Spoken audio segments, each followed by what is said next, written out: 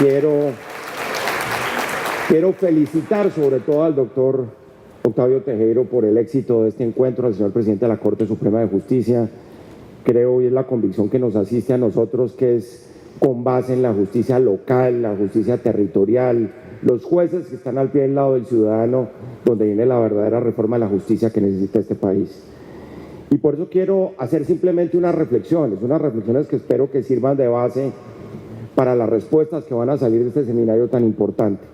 Y felicitaciones de verdad, doctor Tejero, porque la forma como usted ha presentado los desafíos que vienen de aquí en adelante para el país, en esa mezcla entre la evolución del derecho, la modernización del derecho y las tecnologías de la información y la comunicación, donde o es el derecho el que sucumbe frente a las tecnologías de la información, o son las tecnologías de la información y la comunicación las que tienen que ajustarse a los modernos desarrollos del derecho.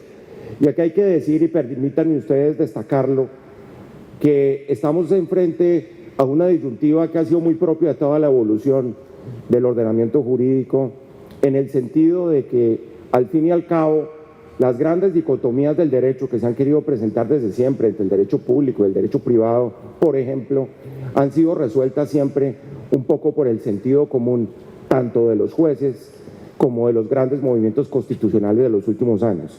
Y eso quiero decirlo, y lo decía la gobernadora de una manera muy clara ahora, porque al fin y al cabo estos 200 años de independencia nos llevan a celebrar es no la ruptura frente a un Estado que nos colonizó, sino son 200 años de construcción del Estado de Derecho, de construcción de un sistema jurídico que nos permita garantizar fundamentalmente los derechos de los ciudadanos, y en donde la independencia del Poder Judicial sigue siendo un elemento crucial para avanzar en esa agenda.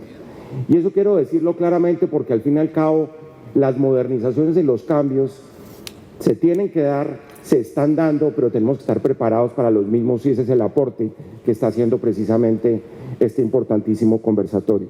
Al fin y al cabo el cambio es inherente, es consustancial a la evolución jurídica, pero eso depende, por supuesto, de la forma como sepamos ubicarnos, de dónde estar precisamente, en qué sitio y con qué herramientas para enfrentar esos desafíos digitales, que traían, como lo han dicho quienes me han antecedido en el uso de la palabra, por supuesto, traen una serie de peligros, dificultades, incertidumbres muy grandes. Y si no estamos preparados, por ejemplo, desde el ángulo de la ética, de unos principios y unos valores, lo que hoy se llama la ética digital, pues simplemente vamos a sucumbir ante la andanada de las nuevas tecnologías. Recientemente yo hablaba con el presidente de una compañía tecnológica y me decía, mire, ¿sabe qué? A diferencia de otras empresas que han creído que lo que hay que hacer aquí es contratar a los nuevos profesionales de las nuevas tecnologías, yo lo que creo es que hay que especializar y capacitar en lo digital y en las nuevas tecnologías a los profesionales clásicos. Es decir, lo que necesitamos, decía él, son abogados digitales, economistas digitales, historiadores, sociólogos digitales, humanistas digitales. Y eso parece casi que un oxímoron decir eso, pero es así. Y es así precisamente porque de otra manera nos asalta la tecnología y quedamos regados en el camino. Y quiero decir que ahí el elemento fundamental de un país que tiene unos niveles per cápita muy altos y que no tiene los problemas de desigualdad y de inequidad que tiene Colombia, pues tienen que ser distintos a los de un país desarrollado. Y ahí es donde tenemos que aterrizar cuál es la política pública de tecnología de la información que vamos a aplicar al sistema de justicia. Nosotros hemos tenido la fortuna con las altas cortes de liderar un proceso de cooperación internacional que recientemente ha llevado una misión del Banco Interamericano de Desarrollo, en donde está también el Banco Mundial, de arrancar de pilotos en materia de expediente digital, como se mencionaba aquí al comienzo. Pero la clave de todo eso es saber evolucionar y ver hacia dónde vamos, tener clara esa brújula. De otro modo, quién sabe dónde podamos terminar. Y tenemos que hacerlo conjuntamente con la convicción absoluta de que es posible articularnos. Son más de 50 intentos que los tenemos documentados de introducir el expediente digital en Colombia y la mayoría de ellos han sido fallidos. Luego, por eso es tan importante que esta vez sí acertemos en esa dirección. Y quiero decirlo además porque el elemento fundamental es el elemento de acceso a la justicia. Lo estaba diciendo la gobernadora y lo acaba de decir el alcalde. Aquí el punto es descender de todas esas grandes reflexiones académicas que hemos hecho en el pasado sobre cómo debe reformarse la justicia y bajar a la base, dejar un poquito arriba las reflexiones de la cúspide de la pirámide y bajar y preguntarle al ciudadano a nivel local cuáles son sus necesidades de justicia y cuál es la oferta de justicia que le está ofreciendo el Estado. Yo creo que lo nuevo es eso, y ahí es donde los mecanismos, por ejemplo, de las plataformas tecnológicas para intervenir en el sistema de justicia, de transparencia, de confianza en el sistema judicial, creo que son fundamentales. De tal manera que todas esas nuevas tecnologías y nuevas herramientas van a depender necesariamente de lo que nosotros, como autoridades y como líderes de este esfuerzo, le señalemos a las tecnologías y no al revés. El derecho civil, por ejemplo, el derecho civil no ha sido ajeno al cambio tecnológico y ha adaptado ya se encuentra adaptando, ustedes se encuentran tratados de derecho digital, de derecho civil digital, en muchos países que van muy avanzados en la materia, sobre contratos inteligentes, propiedad inteligentes, cadena de bloques, que en algún momento dado el blockchain va a acabar con el servicio notarial porque cumple exactamente esa función, pero con la tecnología al servicio de esos propósitos. Todos los temas de la robótica que sí mencionaban, de la inteligencia artificial, la tecnología nos permite realizar transacciones en tiempo real, negociar, pactar, resolver conflictos. Mañana la Procuraduría inaugura un nuevo centro de conciliación aquí en Villavicencio, precisamente para los estratos 1 y 2, y esperamos poder poner al servicio de ese centro inteligencia artificial, que ya lo estamos haciendo en pilotos, por ejemplo, con el Honorable Consejo de Estado en este momento en Bogotá. De tal manera que apropiarse de la tecnología para crear esos sistemas automatizados van a permitir, por ejemplo, liberarse de una gran cantidad de inconsistencias que hoy hacen parte de los errores que puede cometer, digamos, la intervención humana en muchos de esos procesos. Los sistemas colaborativos que se presentan hoy en el mundo, que son importantes. Lo que quiero decir es que la revolución tecnológica está llena de posibilidades, de desafíos, pero también de peligros, y tenemos que estar preparados para todo ello. Enhorabuena, la Honorable Corte Constitucional ha generado ya, por ejemplo, unas audiencias para mirar cómo va a ser ese tema, por ejemplo, del respeto de los derechos constitucionales en el espacio digital. Y eso cambia por completo. La discusión hoy en Europa es cómo adaptar las constituciones europeas a una dimensión digital donde indiscutiblemente va a cambiar el mecanismo de defensa, protección y garantía de los derechos fundamentales. Eso es muy importante porque al fin y al cabo se trata entonces de comenzar a mirar poco a poco y avanzar en una dirección muy concreta. Colombia ya lo ha hecho, por ejemplo, en el caso de algunas agencias del Poder Ejecutivo, como avanzando en algún tipo de expediente en esta materia. El Gobierno Nacional, la ministra nos contará ahora, y la rama judicial acordaron iniciar el proyecto piloto para la implementación del expediente electrónico digital, que se aplica inicialmente a la nulidad de propiedad industrial, asuntos tributarios, exequatur y otros, pensando siempre además, e insisto en ese tema, en un derecho fundamental, en una sociedad donde la igualdad ante la ley existe deficientemente como es Colombia, y es el caso de la igualdad ante la justicia.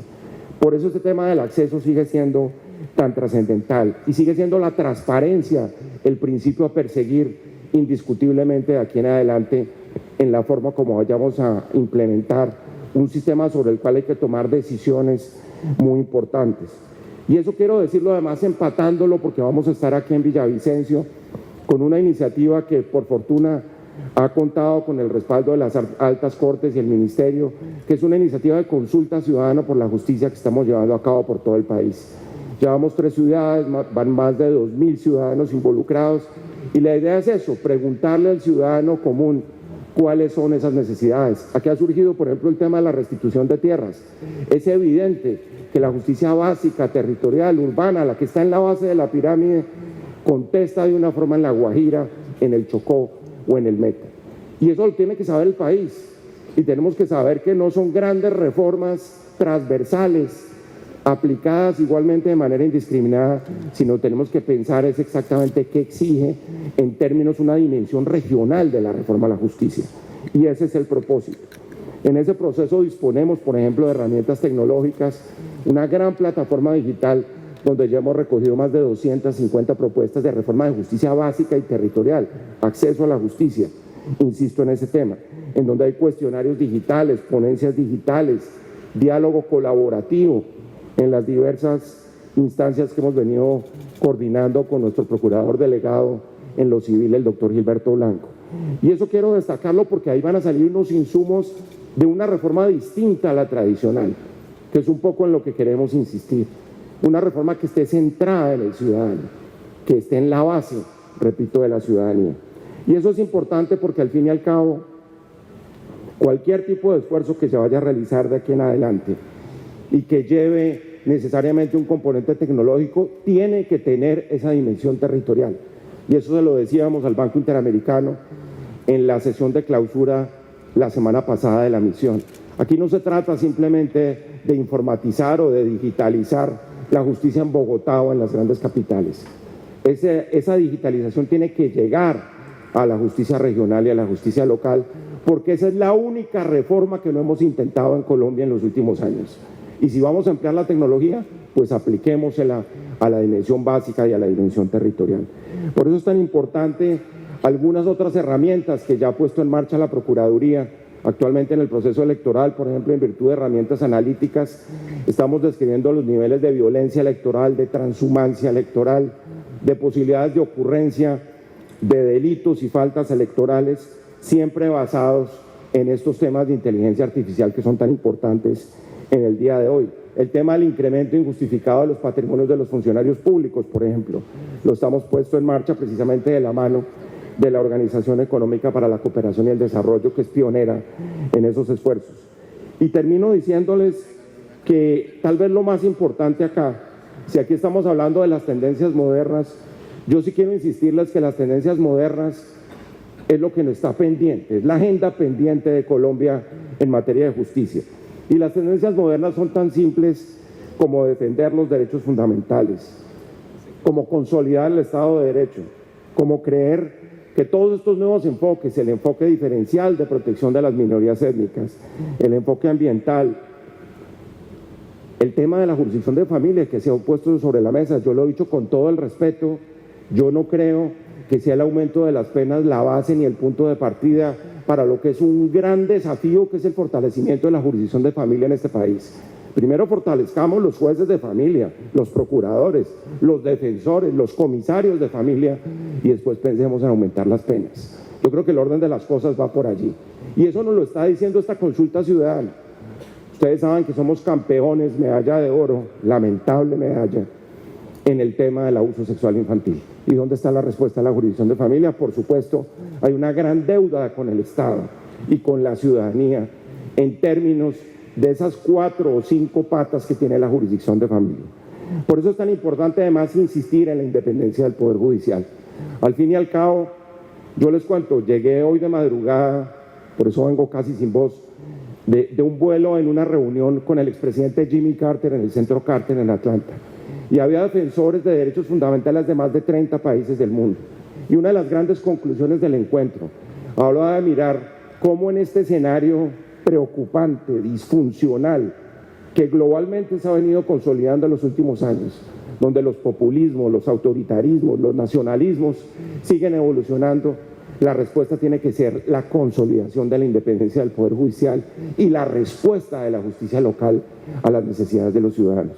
Yo quiero dejarles ese mensaje porque ese es un mensaje que tiene mucho sentido al decirlo aquí en Villavicencio, como lo hicimos alguna vez en un homenaje al primero que se le hizo al presidente de la Corte en Yarumal hace unos meses. Es aquí de la justicia local de donde deben salir las grandes transformaciones de Colombia.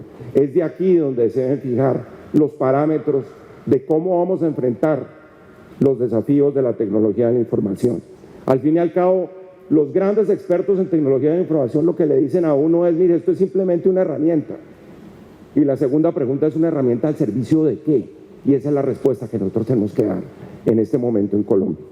Por eso es tan importante insistir en que sigamos adelante, pero sigamos adelante con las reformas que tenemos pendientes, con la respuesta a las preguntas que dejó aquí la gobernadora del Meta, con la respuesta a las preguntas que dejó el alcalde de Villavicencio, porque así como se decía en un momento dado de que en la política toda local lo que hay que decir, insisto en ese punto, es que la verdadera reforma de la justicia va a salir precisamente de las decisiones, de las opiniones, de los análisis que la ciudadanía y los jueces puedan hacer respecto de las realidades del futuro. Esa va a ser la única forma de construir en este país una agenda de futuro y no seguir pensando en la polarización y en la fractura que nos ha caracterizado. Este evento, doctor Tejero y señor presidente García, yo creo que es un paso muy adelante en la construcción precisamente de esa nueva agenda que necesite Colombia para pensar en la reconciliación, en el futuro y en la consolidación de la paz. Muchísimas gracias.